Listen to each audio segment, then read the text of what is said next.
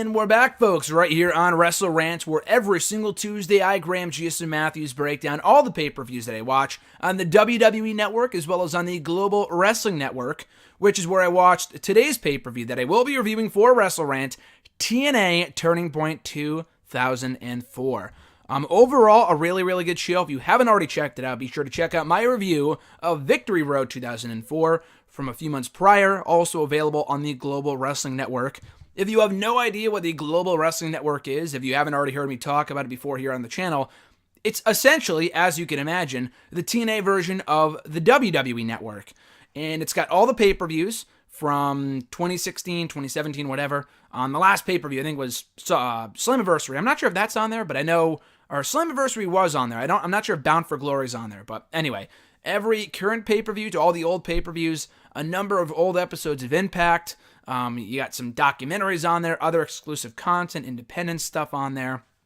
So it's a pretty good deal. It's got a lot of cool content on there, especially if you're a long-time hardcore TNA fan, and especially if you enjoy those early days of the company, including this very show, Turning Point 2004, or even the mid-2000 shows, like the 08, the 09, 2010 pay-per-views. That was when it started to get shitty, but still, you can relive TNA in all of its greatness, or former greatness, depending on how you look at it, right there on the Global Wrestling Network. I think it's free to access, but you can't watch any of the pay-per-views unless you pay, so you kind of have to sort of pay, and I'm not sure if you get a 30-day trial. I believe you do.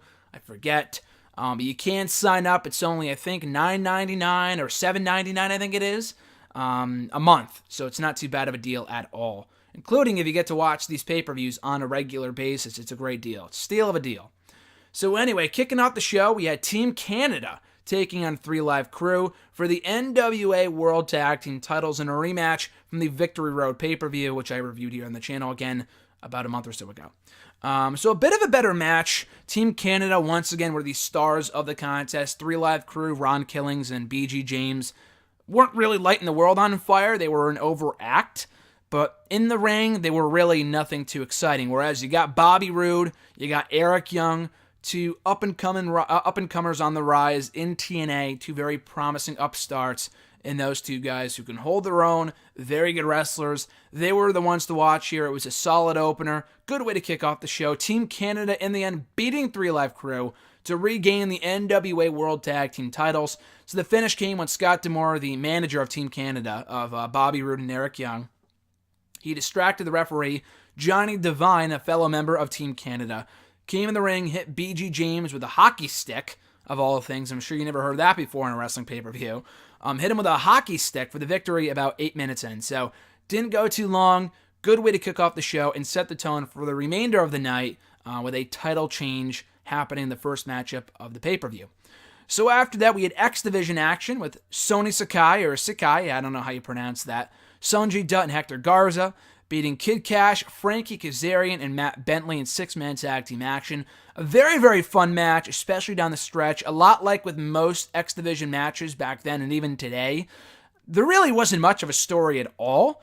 I will say the way that it was set up was obviously cool. And it made sense, too, because if you could recall, as I talked about in my Victory Road review from 2004, that Victory Road 2004 pay-per-view, as I talked about for that event, they had that segment with Roddy Piper and Jimmy Superfly Snuka. The heels came out, Kid Cash, Kazarian, and Bentley, to attack Piper and Snuka, and in the end, the babyfaces made the save, thus setting up this matchup. I thought the babyfaces shined.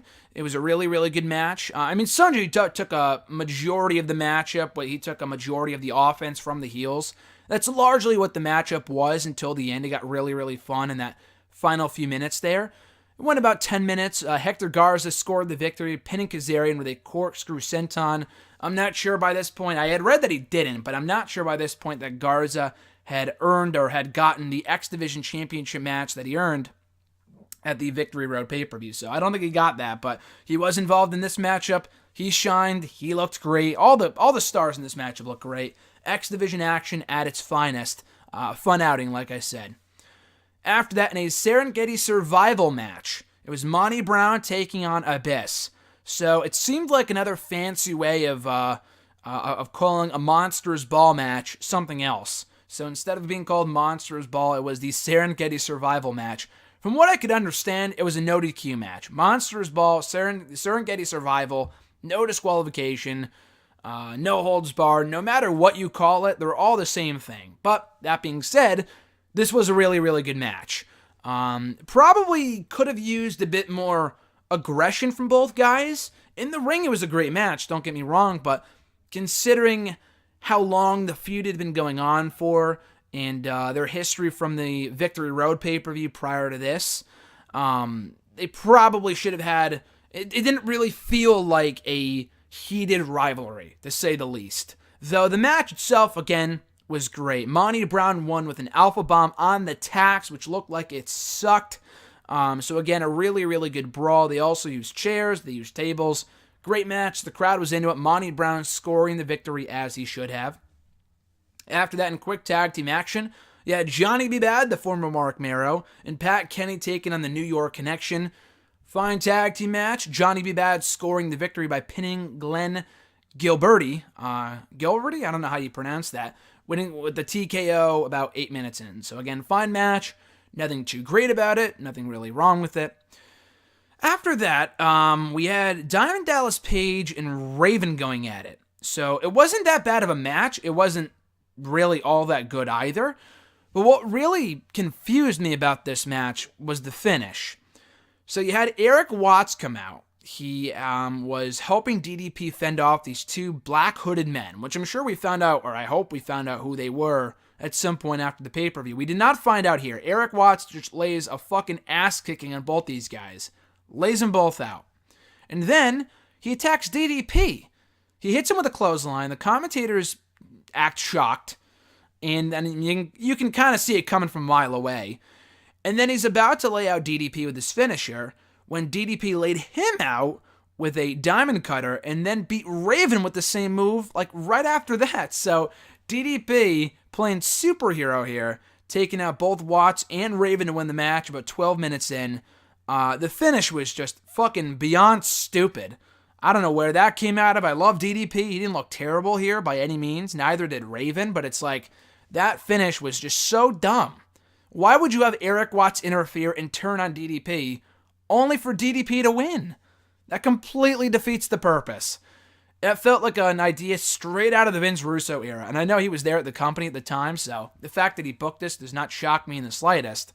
But again, the match was completely overshadowed by that really, really dumb finish. After that, for the X Division Championship, you had Petey Williams defending against Chris Sabin, a lot like with Victory Road, where you had Petey Williams and AJ Styles going at it, stealing the show. They didn't steal the show on this show. I thought that was the main event's job, which we'll get to in a moment.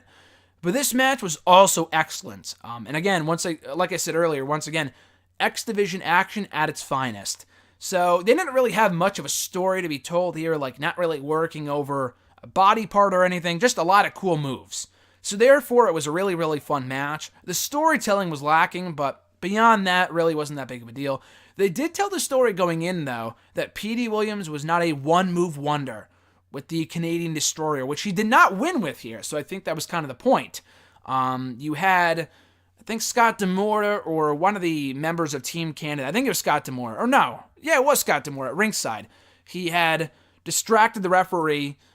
Petey Williams knocks out Sabin with the brass knuckles about almost 20 minutes in, so they got great time to retain his title. But the crowd was going nuts for this. The crowd was going fucking berserk for this match. And again, the glory days, in my opinion, of the X Division in TNA. A lot of great athletes, not many stories being told, unless AJ was in there, or Christopher Daniels, or whoever. But they did have something of a story coming in, and the match itself, I can't shit on it for not having much of a story. It was a really, really fun match, and the crowd went nuts. So Williams retaining and remaining the cowardly champion was the right move to make, and the match itself was very entertaining. Our next contest, 6-man tag team action, the Kings of Wrestling, and I'm not talking about Cesaro and Cassius Ohno, or Claudio Castagnoli and Chris Hero. I'm talking about Jeff Jarrett, Scott Hall, and Kevin Nash. It was like a NWO light, Like another version of the NWO, just not nearly as good. Without Hulk Hogan, you replace Jeff Jarrett, not that good at all. But I could see what they were going for. They went a bit too far with the gimmick by coming out dressed as Elvis and wrestling in the match as Elvis lookalikes. That was kind of dumb, but whatever. Their opponents were AJ Styles, Jeff Hardy, and Randy Savage. Yes, Macho Man was involved in the match. Not for very long. He did come out at the end of the last pay-per-view to set up this matchup. I think he got either attacked backstage before the match or something happened where he didn't come out with Styles and Hardy. So it was a glorified handicap match for the first 17, 16 minutes. And then out of nowhere, Savage comes in, gets the tag, and then he faces off against Jeff Jarrett for 30 seconds or so. Jarrett goes for a sunset flip, and Savage doesn't go down. He punches him, and then holds down his legs for the roll-up, and wins the match. A really dumb finish. I know they wanted to give the babyfaces a win, and have the feel-good moment with Macho Man Randy Savage winning the match, but I'm sorry, and I'm a Macho Man fan until the day I die, but the guy looked fucking terrible here. Absolutely atrocious. He looked terrible in this match for as long as he was in there. Thank God he wasn't in there any longer than he was. But that finishing sequence was just painful to watch. And all the commentators could talk about afterwards was, is the guy getting a title shot? He pinned the champion. He pinned the NWA World Heavyweight Champion. Is Savage getting a title shot against Jeff Jarrett? I'm not sure if he did. I don't remember. But not really the best story to tell when you got fucking two up-and-coming guys in the match in AJ Styles and Jeff Hardy. You put over Randy Savage with a terrible finish. The match itself before that wasn't that bad because Hardy and Styles were really, really good and could sell their asses off. So it wasn't, bad up until the finish anyway. That was kind of shitty. The main event was far from anything bad. It was phenomenal, and it was not involving AJ Styles, so no pun intended there. But we had America's Most Wanted taking on Triple X in a 6 sides of steel match. So the losers would have to disband, from what I gathered anyway. And obviously Triple X was Christopher Daniels, Elix Skipper, and America's Most Wanted was Chris Harris, the Wildcat Chris Harris, and James Storm. This was a rematch from the last team standing match. I think it was at the Victory Road pay-per-view, which when I talked about it at the time, it wasn't a bad match, but just a few botches. The finish was botched beyond hell. Very confusing. And it wasn't that good of a match. Not as good as I knew these two teams could put together with each other. So when they had their rematch here, I was skeptical as to whether it would be a better match. I hoped it would be a better match. It blew my expectations out of the water. This was outstanding. This felt like a real war. A real war. All 4 guys came out of this match looking like main event players. And you constantly see that clip when TNA puts together their Best of Impact matches and all this other shit, and Best of the X Division. You see, I think it was Elix Skipper doing it to James Storm or Harris. I don't remember. But he was running on the top of the steel cage, and then he does a Hurricane Rana while he's on the side of the steel cage. It's very hard to describe, but it was an amazing moment. The commentators treated it like a big deal moment, like a huge, memorable, special moment. It was really, really cool, and something that will go down in history, in TNA's history, and be remembered forever by fans. The match itself, again, felt like a war. Everyone was bloodied up. The in-ring action was excellent. A lot of amazing spots, but it also told a great story. And that's where I feel like they hit their mark here. They were right on the money with this match, where it felt like it told a story, but the match itself was also phenomenal. Therefore, making it, honestly, one of the better TNA matches I've seen in a long-ass time. And I know this is from 2004, but this might go down as one of the greatest TNA matches of all time. If it hasn't already, I'm not sure. I wasn't aware of this match before I watched it. So seeing it with my own eyes, I can attest to the greatness of this outing, because it was really, really fucking good. So in the end, America's Most Wanted scoring the victory by hitting the Powerplex on, I think it was Skipper, about 20 minutes in to score the victory. And again, it felt epic. felt epic in a great way to close out the pay-per-view. So overall, I thought this was a really, really good show. Some things I was nitpicking, like the DDP Raven match. The match itself wasn't even really that necessary. But, the finish was dumb. And the six-man tag team match wasn't bad, but the finish was dumb. So taking away their putting over of DDP and Randy Savage in 2004 like it's WCW all over again, brother, it was a really, really good show that showcased some of their younger talent, like even Styles and Hardy. They won their match. They didn't score the winning fall, but they were on the winning side of the match, and they were in there with three veterans and Jeff Jarrett and Scott Hall and Kevin Nash. The main event was unreal and absolutely worth your time to check out.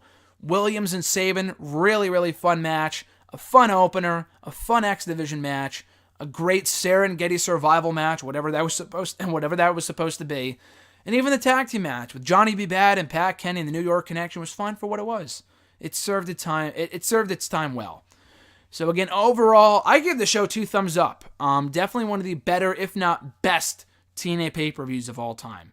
And around that point in time wasn't all that surprising as TNA was putting out great content all the time.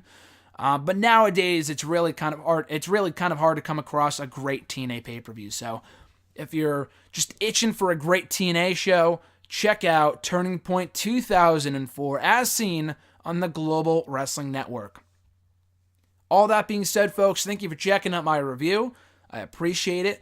I'll be back next Tuesday, I believe, with my review of WCW/NWA Starrcade 1985. So check that out right here on WrestleRant next week. In the meantime, in the between time, you guys can find me on the Twitter machine at WrestleRant, on Facebook at facebook.com/graham.gsm.matthews. Be sure to like this video, drop a comment, share the video, and subscribe to the channel for more daily content. Until next time, guys, I'm Graham GSM Matthews, and I'll catch your ass down the road.